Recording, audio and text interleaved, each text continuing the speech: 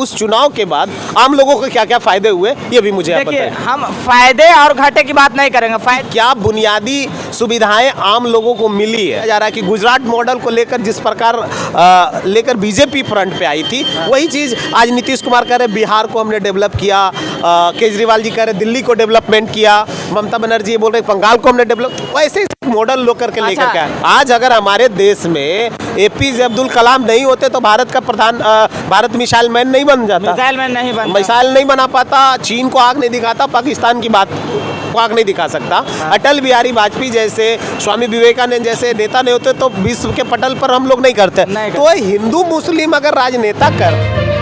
आज हम मौजूद हैं नवादा में और हमारे साथ 3 पत्रकार हैं। हम एक ये पत्रकार साहब और एक इम्तियाज जी भी मौजूद हैं और ये पब्लिक बाइट के पत्रकार प्रभात जी मौजूद हैं। और आज का जो मुद्दा रहेगा वो बहुत ही खास होने वाला है और आप लोग वीडियो को लास्ट तक जरूर देखिएगा। तो प्रभात जी, सबसे पहले तो आपका स्वागत है हमारे चैनल टैप तक पर। बहुत बहुत धन्यवाद इस चैनल को देखने वाले सभी दर्शकों को।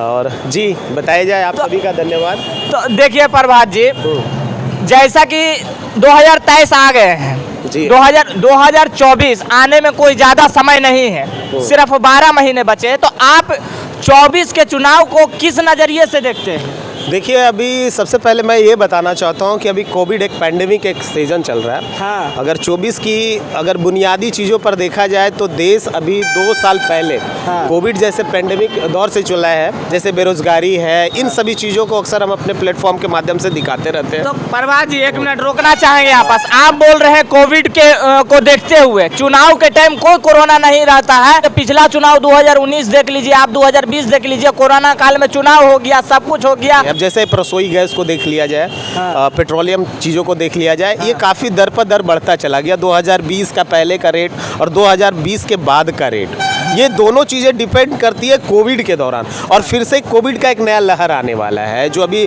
जिसको लेकर के हाई लेवल मीटिंग देश में, राज्यों में चल रहे हैं। तो कहीं ना कहीं एक मैटर डिटेक्ट करता है। एक बात चीज़ जरूर है, लोगों को समझनी चाहिए कि कोविड के आने के बाद आम लोगों की चुनाव इम्पोर्टेंट हो जाता है राजनेताओं की, और पत्रकार जो होता है आम लोगों की आवाज बनकर सरकार से सवाल पूछता है। और मैं अक्सर हमेशा आम लोगों की बात करता हूँ, जो आम है।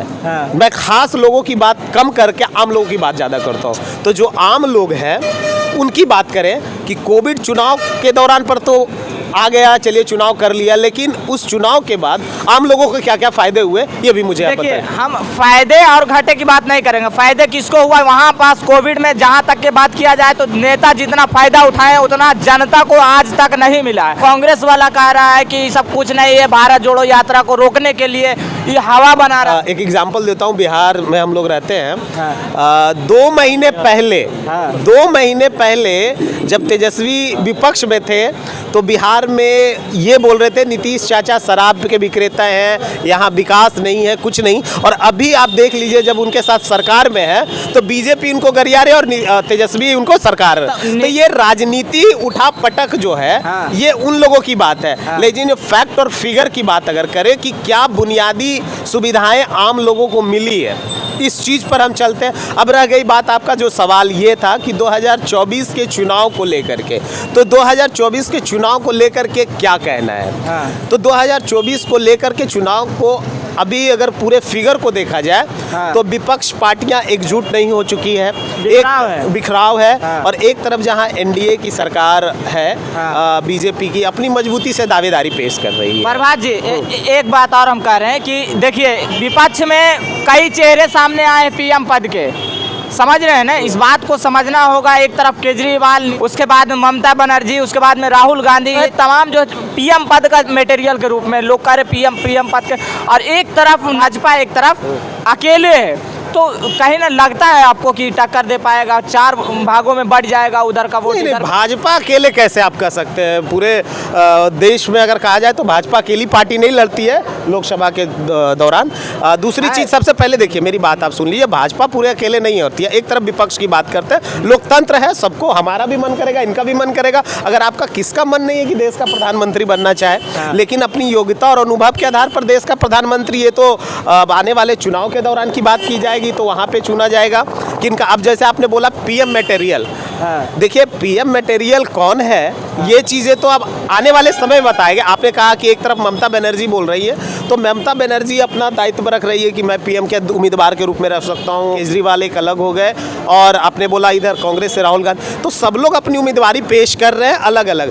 तो कहीं ना कहीं एक चीज़ है कि जब तक कहा जाता है, एक कहावत है कि लोकतंत्र में अगर कमज़ोर विपक्ष हो, है ना, तो सबसे ज़्यादा मजबूत सत्ता पक्ष हो जाती है। तो कहीं ना कहीं आज हमारे देश में ना विपक्ष काफ़ी बिखराव है, टूटा हुआ है, और अपने आप को ज़्यादा प्रमोट करने के लिए, यानी स्वाभिमान करने के लिए कि हम ही बनेंगे, हम ही बन सकते हैं, हमारे में विकास करने की क्षमता है, हम में ये करने की क्षमता, कहीं ना कहीं ये चीज़ 2014 का कॉपी दौरान दिया जा रहा है कि गुजरात मॉडल को लेकर जिस प्रकार लेकर बीजेपी फ्रंट पे आई थी, वही चीज़ आज नीतीश कुमार कह रहे बिहार को हमने डेवलप किया, केजरीवाल जी कह रहे दिल्ली को डेवलपमेंट किया, ममता बनर्जी बोल रहे बंगाल को हमने डेवलप, वैसे ही मॉडल लेकर के लेकर के आ रहे हैं। एक मिनट, आप जो कह रहे हैं कि गुजरात मॉडल लेकर के आई है भाजपा, तो 2014 में मेरी बात आपने सुना, 2014 में एक एग्जाम्पल के तौर पर दिया, मेरी बात को समझिए कि जब 2014 में, है ना, 2014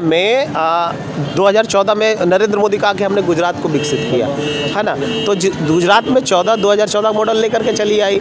इधर ममता बनर्जी अलग दावेदारी कर रही हैं, उधर आपका दिल्ली के केजरीवाल जी हैं, वो अपनी दावेदारी अलग अलग कर रहे हैं। एक सर्वे में निकल कर आया है कि 2014 से जितना ज़्यादा हिंदू मुस्लिम हुआ है, उससे ज़्यादा देश में कभी नहीं हुआ था।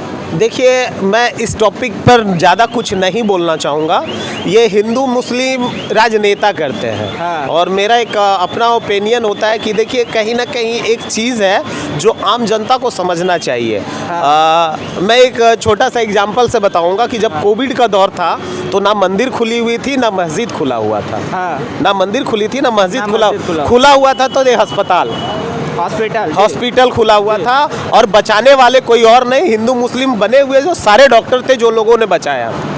आज अगर हमारे देश में APJ अब्दुल कलाम नहीं होते तो भारत का भारत मिसाइल मैन नहीं बन जाता, मिसाइल नहीं बना पाता, चीन को आग नहीं दिखाता, पाकिस्तान की बात को आग नहीं दिखा सकता। अटल बिहारी वाजपेयी जैसे, स्वामी विवेकानंद जैसे नेता नहीं होते तो विश्व के पटल पर हम लोग नहीं करते। तो हिंदू मुस्लिम अगर राजनेता कर रहे हैं, ये लॉलीपॉप दे रहे हैं, तो ये आम जनता को समझना चाहिए, क्योंकि हमारे जनता भी लिटरेसी है, वो भी पढ़े लिखे समझते हैं। अच्छा, एक बात और, कब तक ये हिंदू मुस्लिम चलता रहेगा? देखिए, ये कब तक हिंदू मुस्लिम चलता रहेगा ना तो ये हम बता सकते हैं। जब तक यहाँ की जनता बेवकूफ़ बनती रहेगी तब तक हिंदू मुस्लिम सांप्रदायिक बातों पर लोग आगे करते रहेंगे। ये मेरा खुद का ओपिनियन है।